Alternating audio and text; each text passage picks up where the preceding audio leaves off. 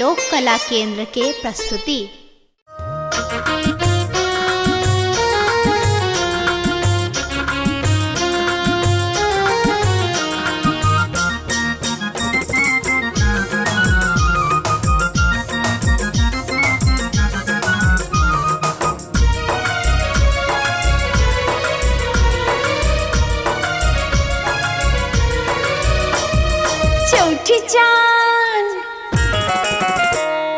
चौठी चांद देता ललन माँ आंगन में अर्घ उठे बहिना। चौठी चांद देता ललन माँ आंगन में अर्घ उठे बहिना। अर्घ उठे बैकी अर्घ उठे बै, अर्घ उठे बैकी अर्घ उठे बै। बउआ सो मोरन भांगे बै आंगन में अर्घ उठे बैना। चौठी चांद देता ललन माँ आंगन में अर्घ उठे बैना।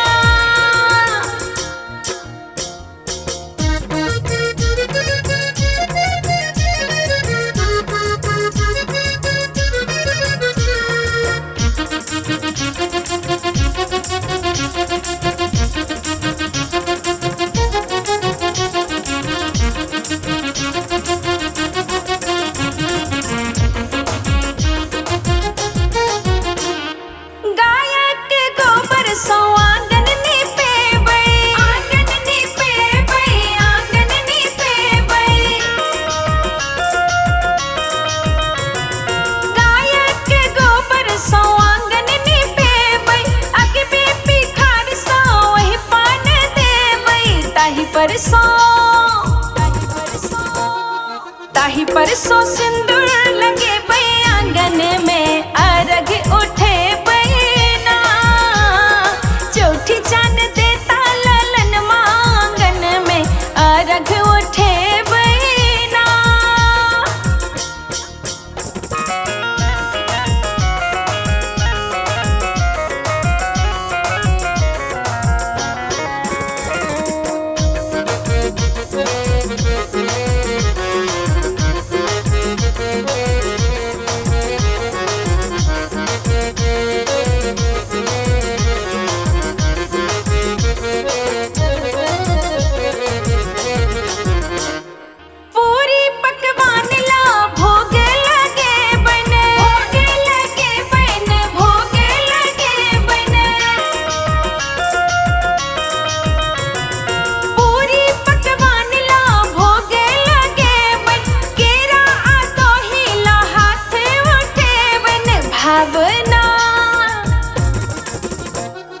भावना रचना सुने बन आंगन में अर्घ उठे।